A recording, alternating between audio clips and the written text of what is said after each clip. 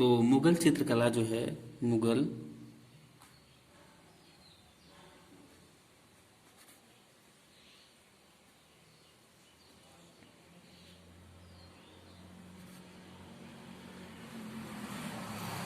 इसका समय काल है 1556 से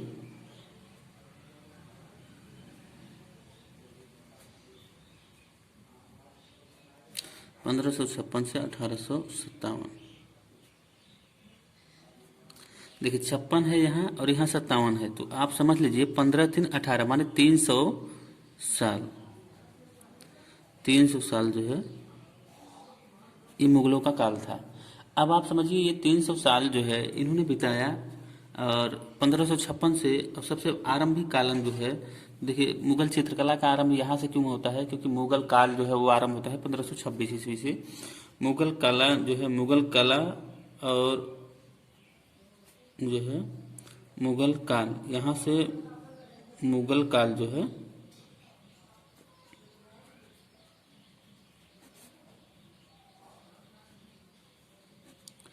यहाँ से ये मुगल काल आरंभ होता है। अब आप सोचिए कि ये मुगल काल, यहाँ से मुगल काल आरंभ होता है, लेकिन 1556 ईस्वी से मुगल चित्रकला, मुगल चित्रकला, तो आप इससे कंफ्यूज बिल्कुल नहीं होइएगा, क्योंकि ये मुगल काल और मुगल चित्रकला में दोनों अलग अलग बातें हैं। अब देखिए इसका आरंभ जो है यहाँ से 26 से होता है, और इसमें और ये बाबर से होता है इसका आरंभ काल, ठीक है।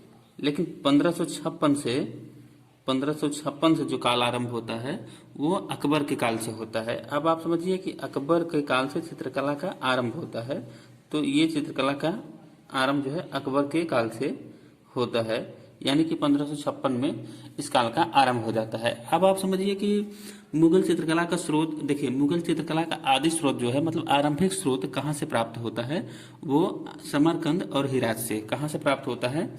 मुगल काल का, मुगल चित्रकला का आदि स्रोत जो है, मुगल चित्रकला का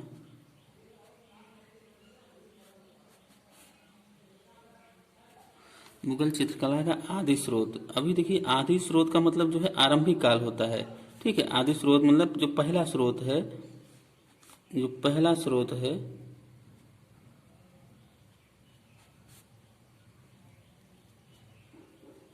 तो वो कहाँ से आरंभ मिलता है, तो कहाँ से मिलता है? ये समरकंद, समरकंद, देखिए समरकंद व हिरात से। तो ये दोनों क्षेत्र कहाँ हैं? ईरान में। ये दोनों क्षेत्र कहाँ है? ईरान में, क्योंकि ईरान में, इसीलिए इसे मुगल चित्रकला को, मुगल चित्रकला को भारतीय शैली, भारतीय शैली या शास्त्रीय शैली का मिश्रण कहा जाता है। भारतीय शैली व पर्शियन शैली, पर्शियन। अब देखिए पर्शियन शैली को ईरानी शैली भी कहते हैं, क्योंकि ये ईरान की ही शैली को पर्शियन शैली कहा जाता है, तो ईरानी शैली भी इसे कहते हैं। आप थोड़ा सा ध्यान दे देंगे तो बहुत ही आराम से ये चीजें आपके दिमाग में सेट होती जाएगी। मुगल कला जो है वो भारतीय शैली व पर्शियन शैली की मिश्रण है, और इसी शैली के आधार पर उसका चित्रण हुआ है। और समय अंतराल के बाद जैसे ही भारतीय शैली और पर्शियन शैली दोनों एक सूत्र से व्यवस्थित होते जाते हैं, और उनका काल जो है संबंध होता जाता है। देखिए अगर यहाँ आप देखिए कि मुगलों के पूर्वज जो है वो कहाँ से आए थे। अब आप समझिए कि मुगलों के पूर्वज वो कहाँ से आए थे, जो पूर्वज थे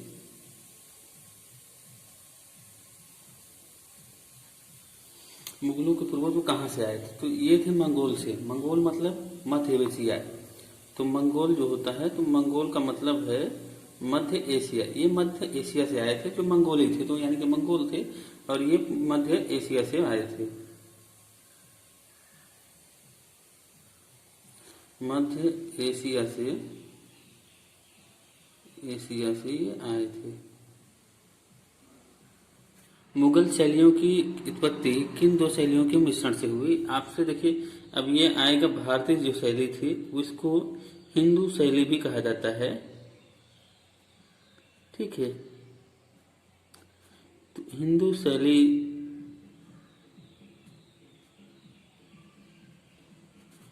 भी इसे कहा जाता था। तो इसे भारतीय संधि, अब जैसे कभी भी प्रश्न में पूछा जाए कि मुगल शैली किन दो शैलियों के मिश्रण से है, अगर उसमें दिया रहे हिंदू शैली व ईरानी शैली तो भी आपको यही टिक करना है, अथवा दिया रहे भारतीय शैली व पर्शियन शैली तो ये भी सही रहता है। ठीक है, तो दोनों ही प्रश्न इसी प्रकार से पूछे जा सकते हैं, आपको घुमाने के लिए पूछ देता है तो आप दिक्कत नहीं महसूस करें। इस बात को याद रखें कि भारतीय शैली को हिंदू शैली भी कहा जाता है और पर्शियन शैली को ईरानी शैली कहा जाता है, या ईरानी शैली को पर्शियन शैली कहा जाता है। जैसे दरबारी चित्रकला का संबंध किस शैली से है, तो दरबारी चित्रकला, जब भी दरबारी चित्रकला की बात की जाए तो दरबारी का मतलब मुगल काल। ठीक है, तो दरबारी चित्रकला का जो संबंध है वो मुगल काल से है। ठीक है, यही ध्यान देना है, चित्रकला का संबंध किससे है, तो मुगल काल से है।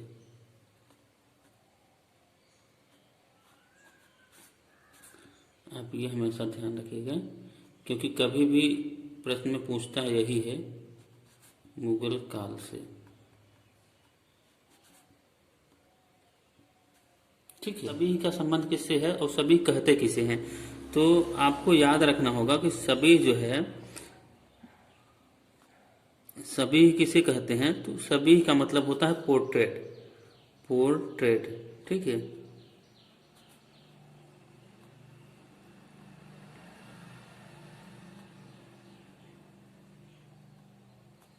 तो पोर्ट्रेट का मतलब पोर्ट्रेट होता है, तो सभी का मतलब जो है पोर्ट्रेट। क्या कहते हैं, छवि चित्र। ठीक है, तो कहीं कहीं छवि चित्र लिखा रहता है तो छवि चित्र कहते हैं, या छवि चित्र या सभी कहते हैं। तो सभी का मतलब ही पोर्ट्रेट और छवि चित्र होता है। और इसका व्यापक जो है, इसे मुगल काल में क्या कहा गया, ऐसा भी प्रश्न आ सकता है कि मुगल काल में इसे क्या कहा गया। तो मुगल काल में आपको पता होना चाहिए कि मुगल काल में इसे क्या कहा गया, इसको मुगल काल में कहा गया सभी।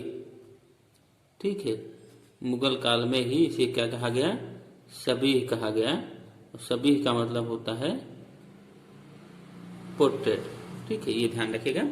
चलिए अगले प्रश्न पे आते हैं, किसे पूर्व का होमर कहा जाता है, तो किसे पूर्व का होमर किसे कहा जाता है, पूर्व का होमर जो है, पूर्व का होमर हमें देखिए अब किसे कहा जाता है, पूर्व का होमर, तो पूर्व का होमर फिरदौसी को कहा जाता है, फिरदौसी। ठीक है,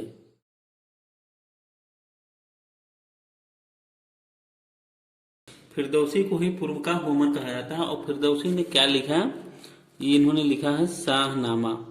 क्या लिखा है इन्होंने, शाहनामा। और शाहनामा क्या है, शाहनामा क्या है, एक पोथी चित्र है। क्या है शाहनामा एक पोथी चित्र है। शाहनामा जो है, इसमें किस चीज का वर्णन है, तो वर्णन है इसमें किस चीज का वर्णन है। अब आप देखिए, इसमें वर्णन है शाहनामा के फिरदौसी, तो ईरान के जो राजा थे उन्हीं के राजाओं का, ईरान के राजाओं का, अब देखिए ईरान के राजाओं का इसमें सचित्र पोथी है। ठीक है, तो सचित्र वर्णन। ठीक है, और ईरान के राजाओं का सचित्र वर्णन है, तो ईरान के राजाओं की इसमें गाथाएं या आप कहिए उनका जीवन परिचय। ठीक है, तो जीवन परिचय उसमें मिलता है। कहाँ से मिलता है, तो ये मिलता है फिरदौसी के शाहनामा में।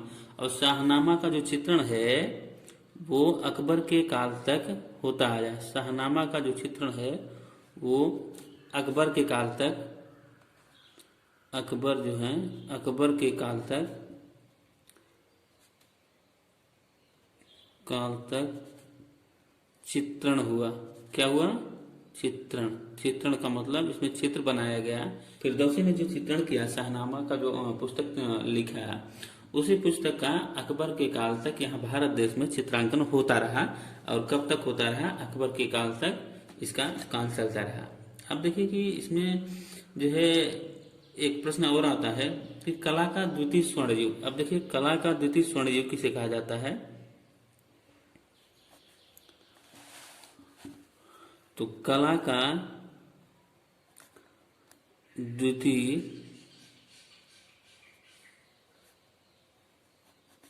स्वर्ण युग,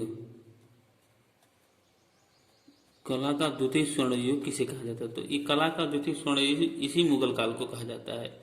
आप इससे प्रश्न पूछा जा सकता है कि कला का द्वितीय स्वर्ण युग किसे कहा जाता है? तो मुगल काल को, ठीक है। और पहला स्वर्ण काल किसे कहा जाता है? पहला स्वर्ण युग, पहला स्वर्ण युग किसे कहा जाता है? तो उसे गुप्त काल को, ठीक है। तो गुप्त काल को पहला स्वर्ण काल कहा जाता है। अब आप इसमें कंफ्यूज मत होइएगा, जनरली आप इस चीज को याद रख सकते हैं बहुत ही ज्यादा। तो पहला स्वर्ण युग जो होता है गुप्त काल, दूसरा स्वर्ण युग होता है मुगल काल। मुगल काल का चित्रकला 1556 से 1857 के बीच था, मतलब कि 300 साल, यानी 15 3 18, ठीक है। तो 300 साल लगभग जो है ये मुगल चित्रकला का काल था। और जो है इसमें मुगल काल जो है आरंभ होता है 1526 ईस्वी से, जो कि बाबर के काल से शुरुआत होती है। लेकिन मुगल चित्रकला अगर पूछा जाए तो मुगल चित्रकला का आरंभ जो है 1556 ईस्वी से मुगल काल अकबर से होता है, ठीक है। तो ये ध्यान आपको रखना है। मुगल चित्रकला का आदि स्रोत यानी कि पहला स्रोत कहाँ से मिलता है? तो ये मिलता है समरकंद व हिरात से, जो कि ईरान में है। कहाँ है ये ईरान में है। और मुगल जो है, मुगल कला किन दो शैलियों का मिश्रण है? तो मुगल कला जिन दो शैलियों का मिश्रण है वो है भारतीय शैली व पर्शियन शैली, ठीक है। कभी कभी आता है तो भारतीय शैली को हिंदू शैली भी कहते हैं, पर्शियन शैली को ईरानी शैली भी कहते हैं। तो आंसर में यह भी आ सकता है कि हिंदू शैली और ईरानी शैली यह भी हो सकते हैं, ठीक है। अब देखिएगा मुगलों के पूर्वज जो है कौन थे? तो मुगलों के जो पूर्वज थे वो मंगोल थे। और दरबारी चित्रकला का संबंध जो है किससे है? तो मुगल काल से है। तो दरबारी चित्रकला का संबंध किस काल से है? तो मुगल काल से है। तो इसमें ज्यादा परेशान होने की जरूरत नहीं। और सभी आप जो जानते हैं सभी किसको कहा जाता है? तो सभी जो है पोर्ट्रेट को कहा जाता है। अब पोर्ट्रेट को ही छवि चित्र कहा जाता है, जो कि मुगल काल में इसका बहुत ही योगदान रहा है और इस शब्द की बहुत ज्यादा प्रचलन रही है, जिसे उन्होंने सभी कहा। पूर्व का होमर जो है फिरदौसी ने, और शाहनामा के पोथी चित्रण में जो है इसको पूर्व का फिरदौसी या होमर कहा जाता है। फिरदौसी शाहनामा जो कि एक पोथी चित्र है। तो पोथी चित्र का मतलब होता है कि पुस्तक जैसा एक चित्र होता है उसमें उसका चित्रांकन होता है, ठीक है। ज्यादा इसमें समझने की कोई विशेष जरूरत नहीं है, बस इतना ध्यान रखना है कि कोई भी चीज आराम से समझना कैसे है, ठीक है। अब आज के लिए बस इतना है, मिलते हैं अगले वीडियो में। कैसा लगा आपका ये वीडियो जरूर बताएं कमेंट बॉक्स में कुछ लिखकर।